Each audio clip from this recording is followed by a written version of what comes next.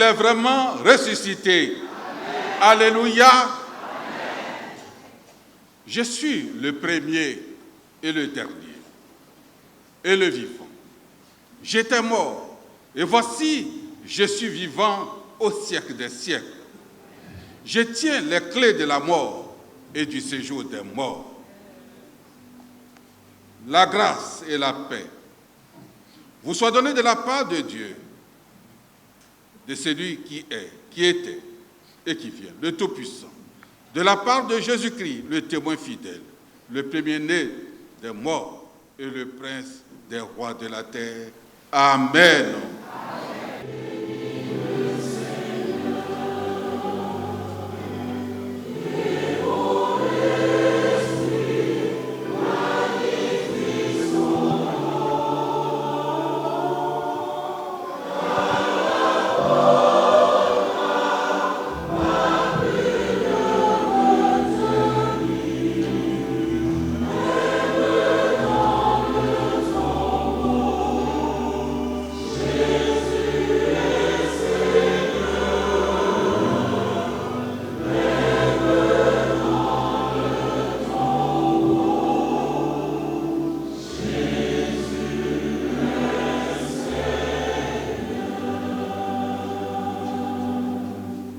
Christ ressuscité est au milieu de nous.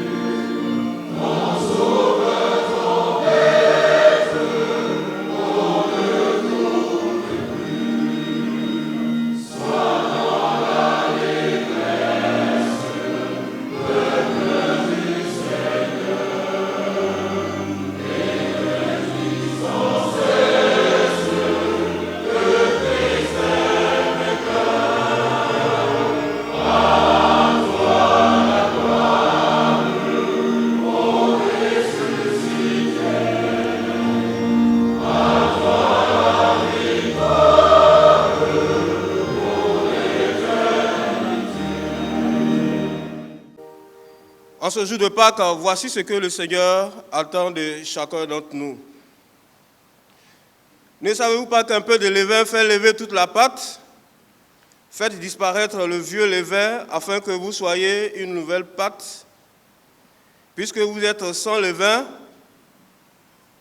car Christ, notre Pâques, a été immolé. Célébrons donc la fête, non avec du vieux levain, non avec un levain de malice et de méchanceté, mais avec les pains sans levain de la pureté et de la vérité.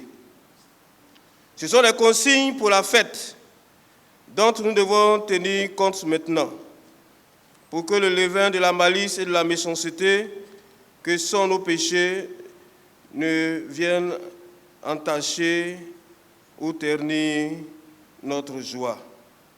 C'est pourquoi je vous invite à vous humilier avec moi devant le trône de la grâce céleste pour lui confesser nos péchés, nos manquements.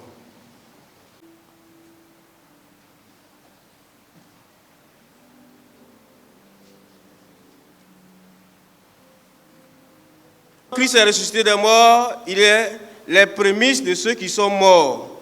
Car puisque la mort est venue par un homme, c'est aussi par un homme qu'est venue la résurrection des morts. Et comme tous meurent en Adam, de même tous revivront en Christ. Amen. Amen. Chacun dit, grâce soit rendue à Dieu.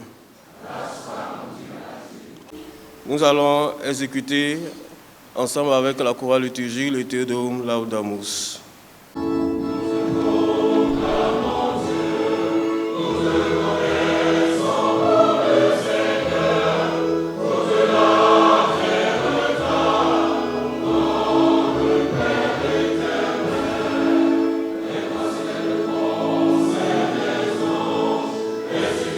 Amen.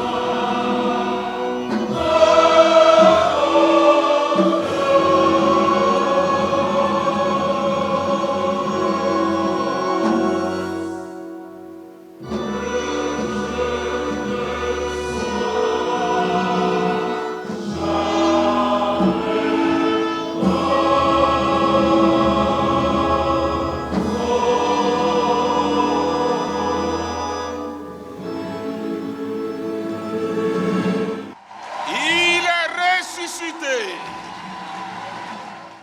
La louange sont pour nous méthodistes le reflet de la symbolique liturgique du royaume céleste que nous décrit l'Apocalypse de Jean en des termes pathétiques, chargés de spiritualité et empreints d'émotion, particulièrement en ce chapitre 7, versets 9 à 14, et le chapitre 14, versets 1 à 5.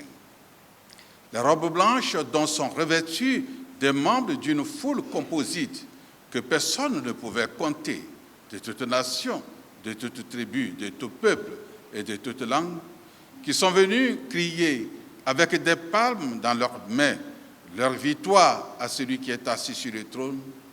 Les robes blanches, disent, sont le reflet de la symbolique liturgique et spirituelle d'une église des vainqueurs sortie de la grande tribulation. Nous sommes une église des vainqueurs sortie de la grande tribulation, c'est-à-dire des épreuves que nous suscite le monde. Nous avons lavé nos robes dans le sang de l'agneau.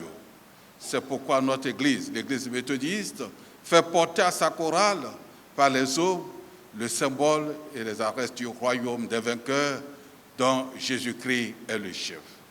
Ce royaume pour lequel nous combattons ici-bas afin de l'hériter est notre seule et unique espérance. Ainsi, la couleur blanche évoque la propriété.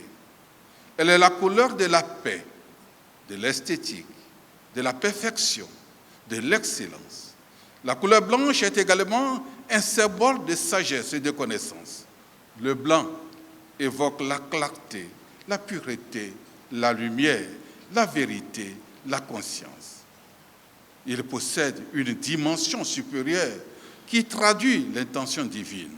C'est un symbole de spiritualité. Chers maîtres de chorale, chers choristes, nous voudrions ici vous redire la grande responsabilité qui vous incombe en tant que chorale liturgique de l'Église méthodiste unie Côte d'Ivoire, d'être le reflet de la symbolique liturgique du royaume céleste pour chanter la victoire des vainqueurs. La chorale est le porte-flambeau de l'Église locale, en première ligne des temps de combat, d'épreuves et de réjouissance. De même que nous reconnaissons votre excellente contribution à l'œuvre de l'Église par vos sacrifices respectifs, par votre régularité et par votre fidélité à être toujours là quand tout le monde n'est pas là, nous sommes exigeants envers vous parce que nous vous demandons beaucoup. Ce jour solennel est pour vous l'occasion de renouveler vos vœux personnels et collectifs d'engagement à la louange du Seigneur, dans l'amour, dans la fidélité, dans la sanctification, sans laquelle nul ne verra le Seigneur. N'ayez de cesse de soigner votre témoignage chrétien. Œuvrez sans relâche et le Dieu de paix sera avec vous et il vous bénira. Amen. Amen. La gloire du Dieu, Père, Fils et Saint-Esprit, à toi, Seigneur. Pour répondre à la symbolique liturgique du royaume céleste, à toi, Seigneur. Pour la célébration du culte de la communauté des fidèles, à toi, Seigneur. Seigneur, bénis et sanctifie maintenant par ton Saint-Esprit ces eaux, ces encollures pendantes, comme appareil liturgique distinctif, en vue de l'office du culte liturgique, au nom du Père, au nom du Fils, au nom du Saint-Esprit. Amen.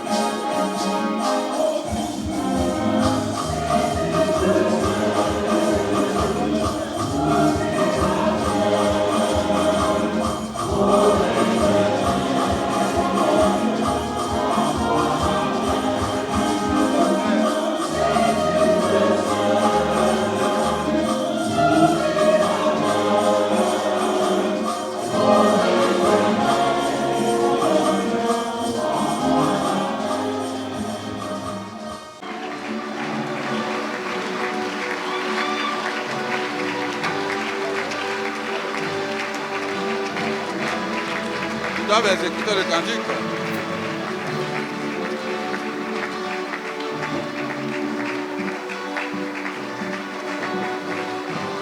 Je crois qu'on va les bénir d'abord.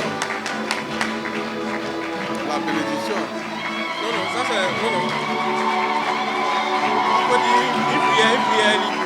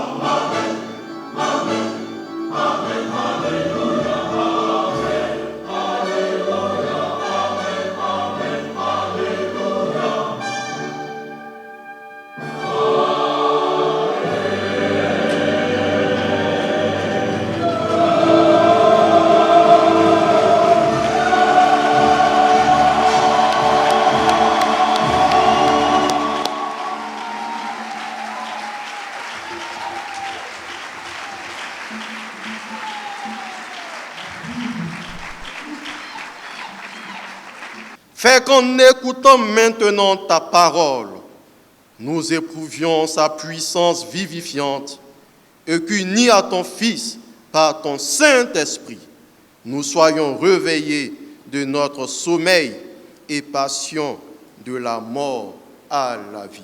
Amen. Lecture du Nouveau Testament dans le livre du prophète Osée. Osée chapitre 6, versets 1 à 3. Venez, retournons à l'Éternel, car il l'a déchiré, mais il nous guérira. Il a frappé, mais il bandera nos plaies. Il nous rendra la vie dans 2 jours. Le 3e jour, il nous relèvera et nous vivrons devant lui. Connaissons, cherchons à connaître l'Éternel. Sa venue est aussi certaine que celle de l'aurore. Il viendra pour nous comme la pluie du printemps qui arrose la terre. Amen.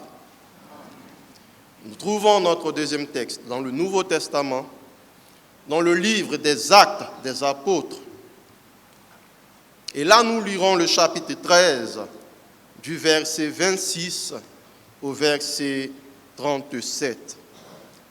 Hommes frères, fils de la race d'Abraham, et vous qui craignez Dieu, c'est à vous que cette parole de salut a été envoyée, car les habitants de Jérusalem et les chefs ont méconnu Jésus, et en le condamnant, ils ont accompli les paroles des prophètes qui se lisent chaque sabbat. Quoiqu'ils ne trouvassent en lui rien qui fût digne de mort, ils ont demandé à Pilate de le faire mourir. Et après qu'ils eurent accompli tout ce qui est écrit de lui, il le fit descendre de la croix et le déposèrent dans un sépulcre. Mais Dieu l'a ressuscité des morts, et il est apparu pendant plusieurs jours à ceux qui étaient montés avec lui de la Galilée à Jérusalem, et qui sont maintenant ses témoins auprès du peuple. Et nous vous annonçons cette bonne nouvelle, que la promesse faite à nos pères, Dieu l'a accomplie pour nous leurs enfants, en ressuscitant Jésus, selon ce qui est écrit dans le psaume 2e.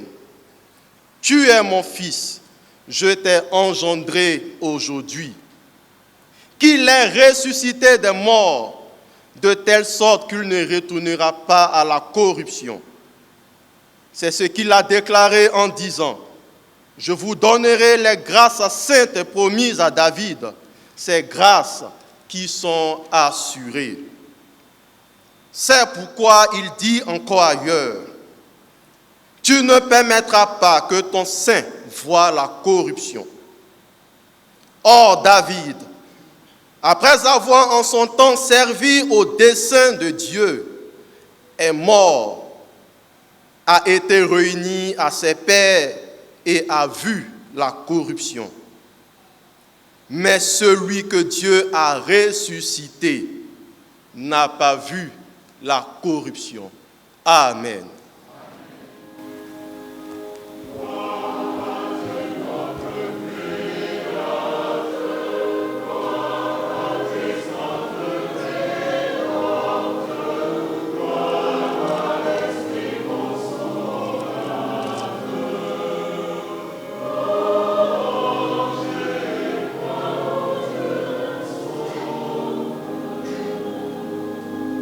Troisième et dernière lecture de ce jour se trouve dans l'Évangile de Jésus-Christ selon le témoignage de Matthieu. Matthieu chapitre 28, nous lirons les 8 premiers versets. Après le sabbat, à l'aube du premier jour de la semaine, Marie de Magdala et l'autre Marie allèrent voir le sépulcre. Et voici, Il y eut un grand tremblement de terre, car un ange du Seigneur descendit du ciel, vint rouler la pierre et s'assit dessus. Son aspect était comme l'éclair et son vêtement blanc comme la neige. Les gardes tremblèrent de peur et devinrent comme morts. Mais l'ange prit la parole et dit aux femmes, « Pour vous, ne craignez pas, car je sais que vous cherchez Jésus qui a été crucifié. Il n'est point ici, il est ressuscité, comme il l'avait dit. Venez, voyez le lieu où il était couché et allez promptement dire à ses disciples qu'il est ressuscité des morts. Et voici, il vous précède en Galilée. C'est là que vous le verrez. Voici, je vous l'ai dit. » Elles s'éloignèrent promptement du sépulcre et avec crainte et avec une grande joie. Et elles coururent porter la nouvelle aux disciples. L'herbe sèche, la fleur tombe, mais la parole de notre Dieu demeure éternellement. Amen.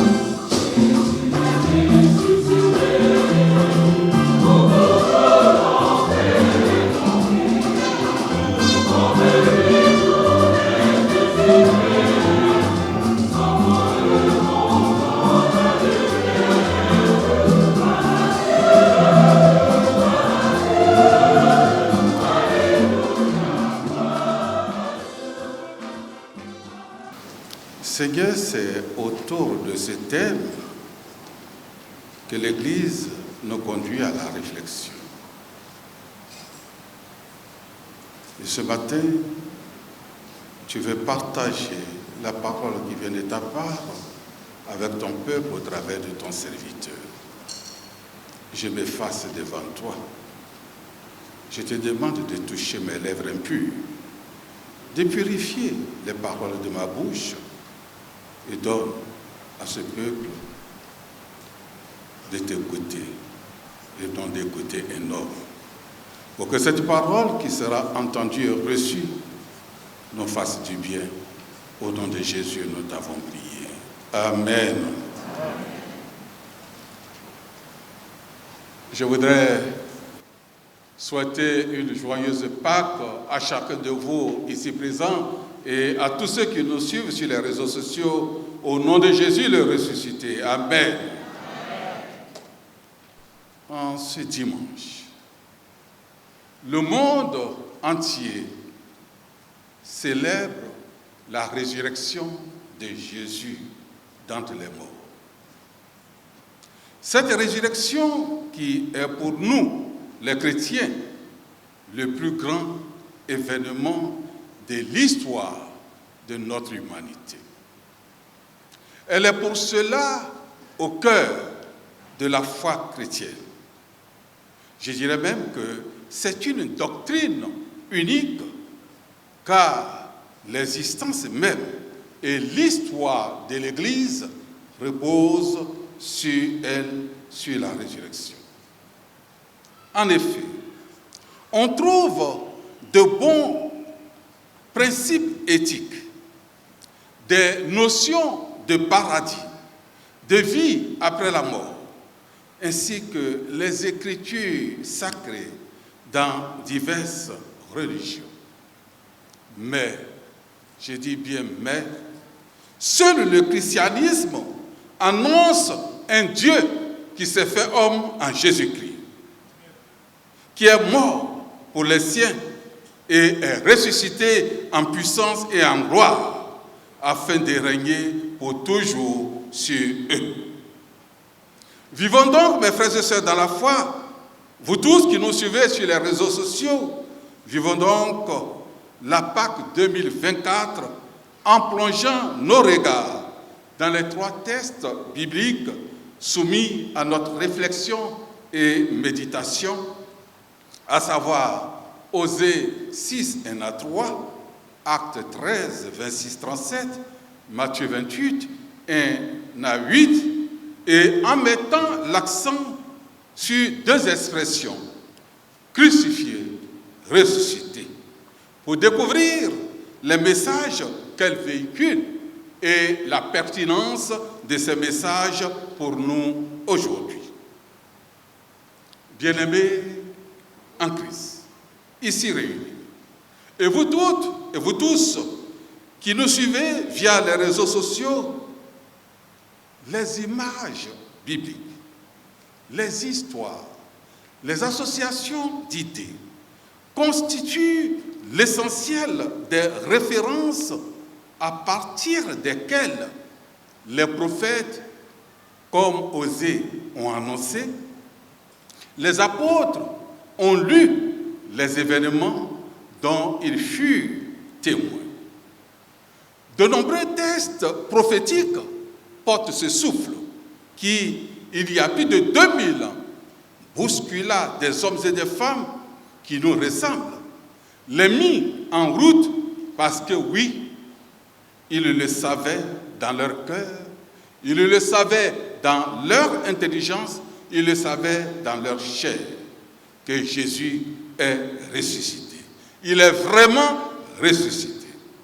Notre courte prophétie jaillissant d'Osée 6, 1 à 3 donne du sens au 3e jour.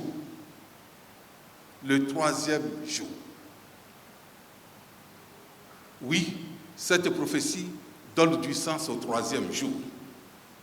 Elle contribue à coder la proclamation pascale. Le 3e jour, il est ressuscité.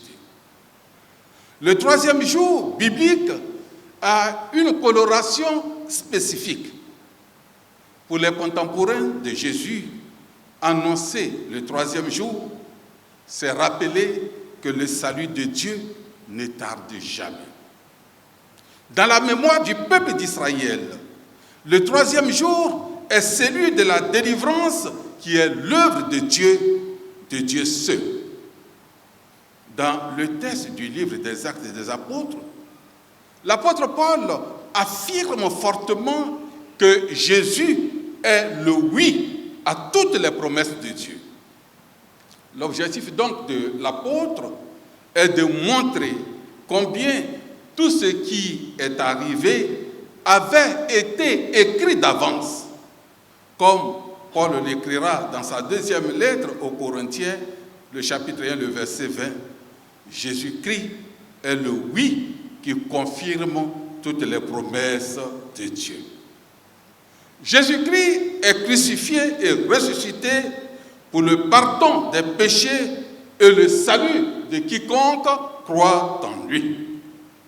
Et c'est cette bonne nouvelle qui constitue la déclaration de l'ange de l'Éternel dans notre évangile, à savoir Matthieu 28, 1 à 8, qui nous offre le thème de méditation.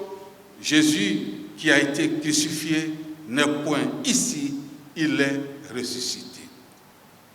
Crucifié. Le fait de la vie de Jésus, le mieux établi et historiquement certain est qu'il fut crucifié. Ça, le monde ne peut pas non nier cela. Crucifié. Un mot qui évoque l'horreur. L'horreur d'une mise à mort particulièrement féroce. Un mot pour dire, je dirais, l'indicible, l'abomination. Un mot pour décrire la torture, pour décrire les faits dans toute leur cruauté. Le supplice de la croix était, mes frères et sœurs, amis auditeurs, oui, le supplice de la croix était considéré par les Romains comme la peine la plus cruelle. Au 1er siècle de notre ère, l'historiographe romain juif d'origine judéenne, Flavius Joseph, et l'avocat, philosophe, écrivain Cicéron vont présenter la crucifixion comme le plus cruel des supplices. Les clous, la couronne d'épines, la difficulté à respirer, l'immobilité, la fièvre, la soif se conjuguent pour affaiblir progressivement le condamné jusqu'à la mort. Crucifié. C'est ainsi que Jésus a payé la rançon des hommes au prix d'une souffrance dont nous ne pouvons même pas pénétrer la surface. Crucifié. Oui, c'est au prix de cette injuste souffrance, c'est au prix de cette ignominie que Dieu va mettre le comble à son amour pour l'homme pécheur et déchu, afin que par le sacrifice de la croix de son Fils Jésus, l'homme soit rétabli dans sa dignité d'enfant de Dieu. Et le peintre chrétien, Steinberg, d'écrire au bas du tableau où il représentait le Christ crucifié, ces paroles dans la bouche du Christ. Voilà ce que j'ai fait pour toi. Et toi, qu'as-tu fait pour moi? Frères et sœurs, frères, reconnais-tu le prix de ce sacrifice pour toi?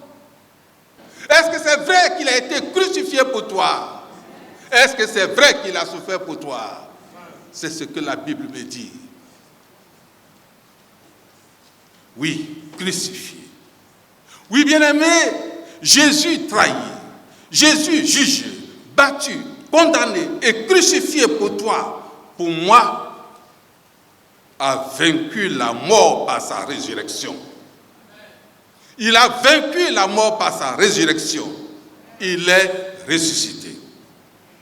Et la résurrection de Jésus, frères et sœurs, est une réalité historique et intangible. Et l'apôtre Paul de souligner son importance fondamentale en 1 Corinthiens 15, 14, en ces termes. Et si le Christ n'est pas ressuscité, notre prédication est vaine. Et vaine aussi est notre foi. Dieu a voulu que son Fils Jésus-Christ soit rendu à la vie, à une vie plénière, pour que tout homme qui croit en lui puisse vivre. Et c'est ce que nous dit l'apôtre Paul à Antioche de Pisidie quand il explique aux uns et aux autres que le crime aux Dieu de faire mourir Jésus sur la croix n'est que l'accomplissement des Saintes Écritures, avec la finalité de le voir ressusciter pour le salut de l'humanité. Acte 13, 26-37. Mais avant l'apôtre Paul, le prophète Osée avait reproché aux Israélites leur manque de connaissance de l'Éternel. Et ils se sont encouragés mutuellement à revenir à l'Éternel pour que dans sa bonté, leur Dieu donne au salut de briller sur eux comme le soleil. Crucifié, ressuscité. Quel enseignement ces deux expressions véhiculent-elles pour nous? Nous pouvons découvrir plusieurs enseignements, mais allons à l'essentiel. Oui, bien-aimés frères et sœurs, notre présence ici, ce matin, et aux différents lieux où vous vous trouvez, sur les réseaux sociaux, cette présence ne se résume pas seulement au désir de nous retrouver, au désir de chanter, d'être ensemble ou de suivre simplement une émission religieuse.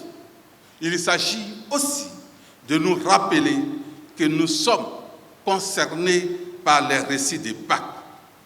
C'est le crucifié qui est au centre de notre foi et qui nous rassemble.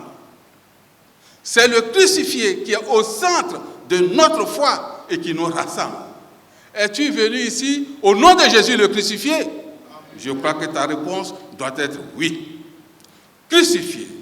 Jésus crucifié, c'est la solidarité de Dieu avec toutes nos croix humaines, avec l'homme en sa pauvreté, avec l'homme en sa faiblesse, avec l'homme en ses interrogations. C'est à cause et par la crucifixion de Jésus que désormais, frères et sœurs, la croix domine la plupart des lieux de culte chrétien.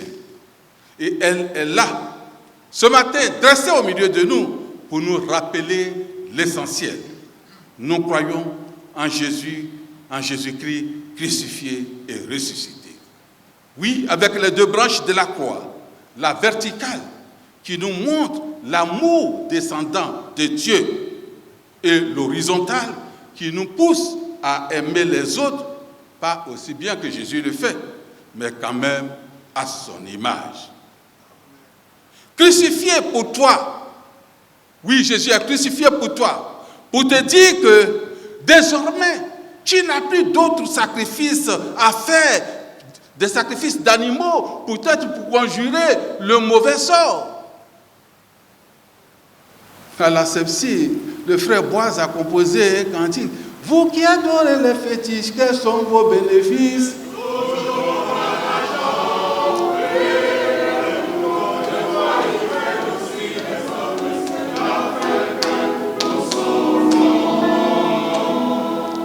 Donc, cessons de le faire.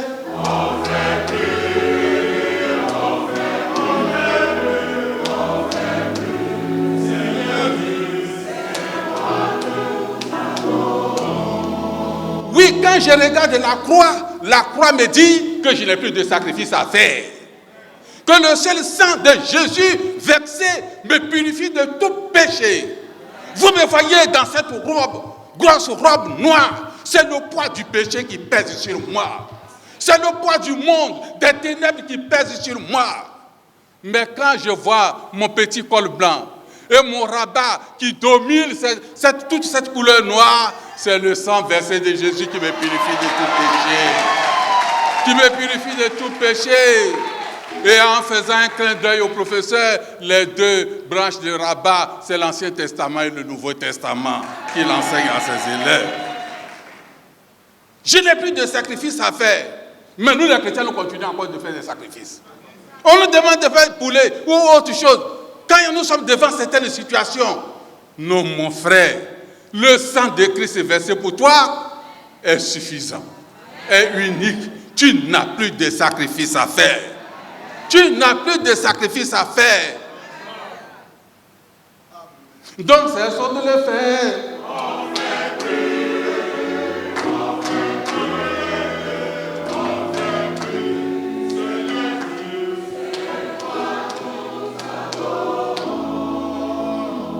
Merci frère Boise pour l'inspiration. Crucifié, oui, c'est par son sang versé que Jésus nous purifie de tout péché et nous sanctifie pour qu'un jour nous puissions voir Dieu face à face, vêtu de robes blanches, à l'instar de tous les rachetés de la terre, comme le confirme la cérémonie de Paul d'Aube ce matin. Ce matin, en les voyant, déjà, mon cœur est au ciel. Mon cœur est au ciel, et comme dirait l'autre, ce sont mes pieds qui traînent sur cette terre des hommes. Jésus, dans son amour, ne s'arrête pas seulement à la crucifixion pour nous revêtir d'aube blanche, mais il ressuscite pour nous ouvrir l'accès au ciel pour l'éternité. Il nous ouvre donc l'accès au ciel pour l'éternité. C'est pour cela que le compositeur de ce cantique, celui qui a posé des Canaan, quand verrons-nous le céleste rivage? Alors, le 385, la troisième strophe, il va nous dire des paroles fortes. Vêtu de blanc, les rachetés des Christ verront sa gloire.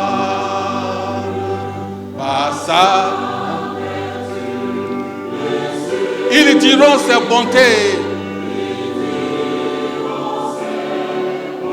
célébrant sa victoire,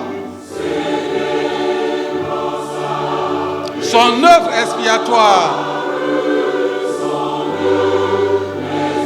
autour de son trône avec eux.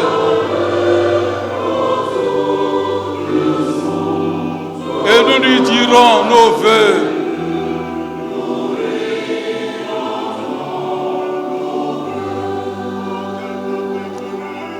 Oh, quel parfait bonheur, quel bonheur, quel bonheur. Oh, quel parfait bonheur. Après le temps de la paix, auto j'aurai uni l'écrit en sa patrie, en t'honnera.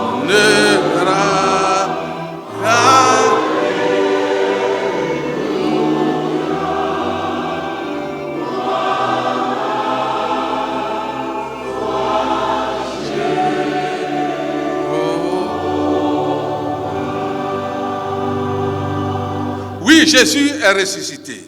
Et le retour à la vie de Jésus est une résurrection totale. Autrement dit, le corps, l'âme et l'esprit ont connu la résurrection. Et les trois textes bibliques de ce jour présentent la réalité de la vie après l'existence terrestre. Cette possibilité du retour à la vie est l'œuvre exclusive de Dieu, comme l'indique la prophétie d'Osée 6. En ce jour de Pâques, que la vie portée par l'esprit de la résurrection de Jésus s'éveille encore, se réveille et s'émerveille en chacun de nous au nom de Jésus.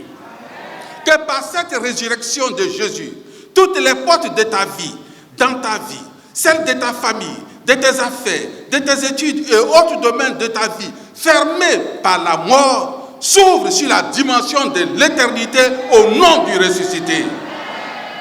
Oui, car la réalité de l'évangile, de la résurrection, est d'ouvrir en nous ce qui est fermé. Faire vivre en nous ce qui meurt et nous inviter encore au rendez-vous de la vie, En vivant en Dieu et dans sa fidélité, frère, sœur, et toi qui m'écoutes, tu inscris ta journée dans une dimension qui dépasse ce que tes sens perçoivent. De la même manière, tu inscris ton existence dans un temps qui déborde le cadre de ta vie terrestre. Tu es précédé par l'amour de Dieu et tu dois croire que ta vie s'achèvera aussi dans l'amour de Dieu. Ta vie s'achèvera aussi dans l'amour de Dieu. Ou selon Apocalypse 7, tu feras partie de cette grande foule, de toute nation, de toute tribu, de tout peuple et de toute langue, revêtus de robes blanches, louant Dieu et disant, le salut est à notre Dieu. Amen. Amen. Que conclure? Bien-aimés dans la foi, grâce à la crucifixion et à la résurrection de Jésus-Christ, nous avons connaissance de la puissance divine. Nous pouvons avoir la certitude que celui qui a ramené Christ à la vie est capable de nous ramener aussi à la vie au nom de ce ressuscité. Nous aider donc à vivre dans un monde qui perd de plus en plus ses repères pour impacter positivement ce monde. La résurrection nous donne la victoire sur toute adversité afin de vivre dans la paix et dans la sérénité. En cette année, décrétée par l'Église méthodiste unie Côte d'Ivoire comme année d'évangélisation, nous évangélisons déjà. Mais cette année, c'est de façon particulière et chacun doit se sentir concerné, doit s'engager pour l'évangélisation.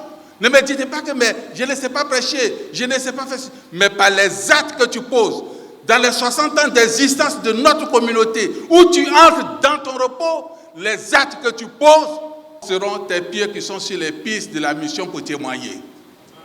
Les actes que tu poses seront le prolongement de la main de bénédiction du pasteur. Les actes que tu vas poser dans la fête de moisson et autres activités, tu seras le prolongement de la bouche du pasteur pour annoncer la parole du salut. Partout où le besoin se fait sentir. Oui, frères et sœurs, c'est l'année de l'évangélisation. Allons partout et proclamons avec véhémence que Jésus-Christ est ressuscité à la gloire de Dieu le Père. Et que la joie de la résurrection qui nous habite en partant d'ici, que ce soit des visages radieux qu'on découvre. Que par mon sourire, on découvre que Jésus est ressuscité. Que par mon regard, on découvre que Jésus est ressuscité. Que par ma respiration, on découvre que Jésus est ressuscité. Que par mes parler, on découvre que Jésus est ressuscité. Il est ressuscité. Tel doit être notre cri. Maître, aide-moi à pousser ce cri. Peuple de Dieu, veuillez vous lever.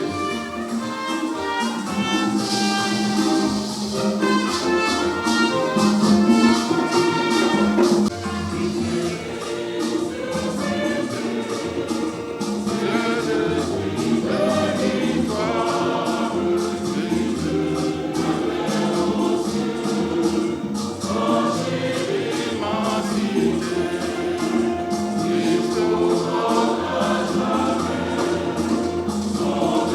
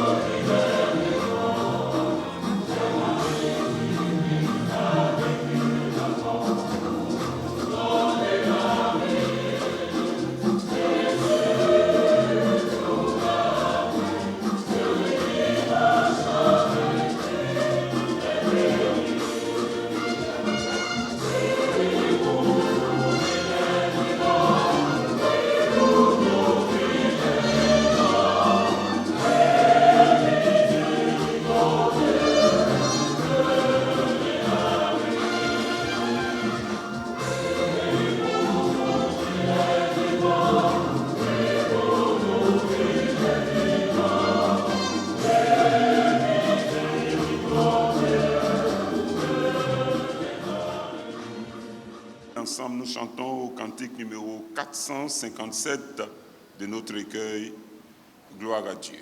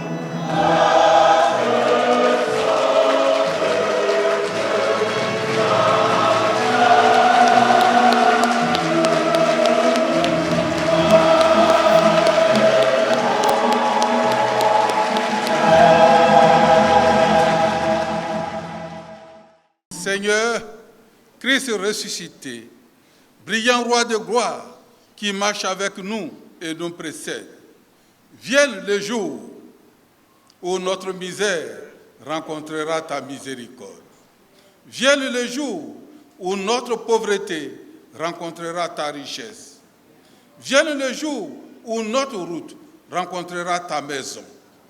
Vienne le jour où nos larmes rencontreront ton sourire. Vienne le jour où notre joie rencontrera ton ciel. Vienne le jour où ton Église rencontrera ton royaume. Béni sois-tu, ô notre Père, pour ce jour-là, où nos yeux rencontreront enfin ton regard. Ô Christ ressuscité, compagnon sûr de la vie mortelle pour la vie éternelle. Ô Christ ressuscité, ami sûr de la vie terrestre, passagère terrestre pour le royaume éternel de notre désir et de notre attente.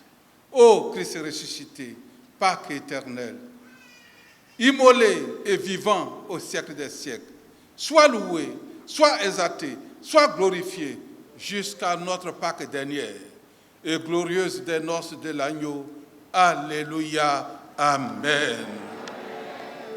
Que le Dieu de paix, qui a ramené du milieu des morts notre Seigneur Jésus-Christ, devenu par le sang d'une alliance éternelle le grand pasteur des brebis, vous rende apte ou capable de toute bonne œuvre pour l'accomplissement de sa volonté, produisant en vous ce qui lui est agréable, par Jésus-Christ, à qui soit la gloire au siècle des siècles. Allons dans la paix et dans la joie du Christ ressuscité et publions partout que Jésus-Christ est Seigneur et Sauveur, à la gloire de Dieu le Père. Amen.